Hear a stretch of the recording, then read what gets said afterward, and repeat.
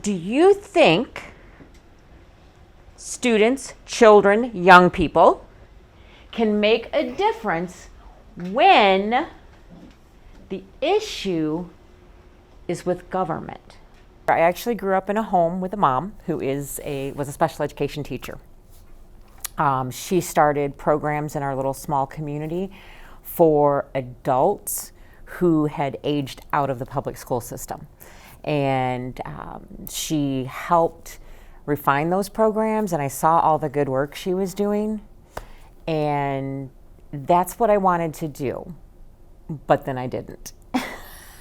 So what did you do? I made a pit stop. I actually got my bachelor's in psychology and became a case manager for almost 20 years for adults with disabilities. And are we a team in our classroom? Yes. Are we a team in our school? Yes. Just a bigger team, right? Mm-hmm. So that must mean, are we a team in our community? Yes. And does our community include the whole world? Yes. Okay, so we can work as a team, even kids, to solve big problems, right?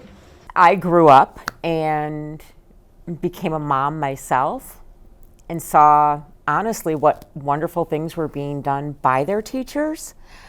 I decided that I really wanted to do that too. I wanted to become part of that, and specifically at Jonas Salk, because that's where my kids were when I started my master's degree.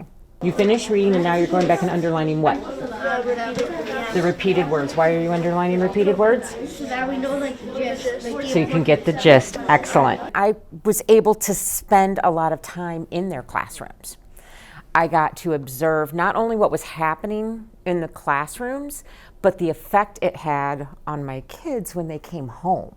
They were fired up about school. They loved what they were learning.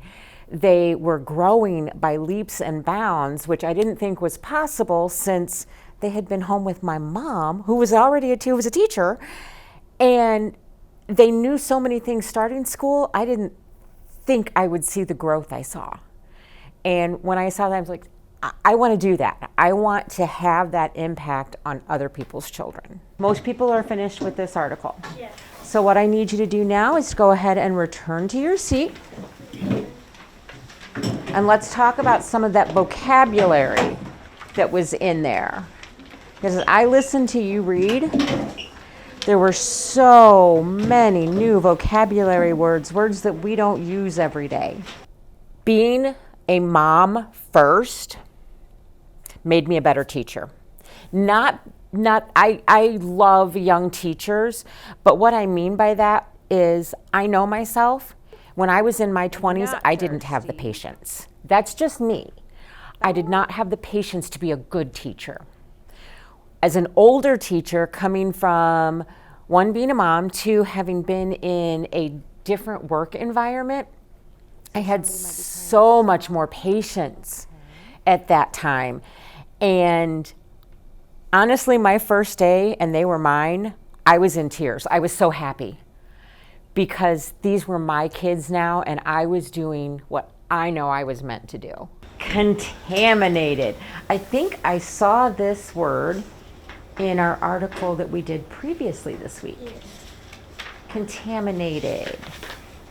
Hadassah? I think it means like with bacteria or germs.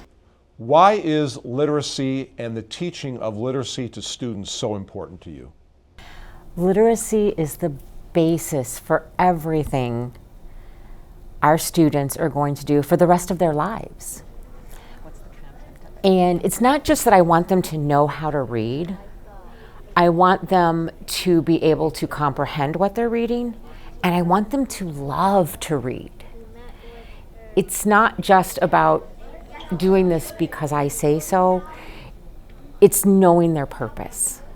And literacy, I tell my students all the time, is the basis of everything. I don't care if you want to play professional sports, if you want to be a performer, if you want to be a mechanic, if you want to be a teacher. You have to know how to read.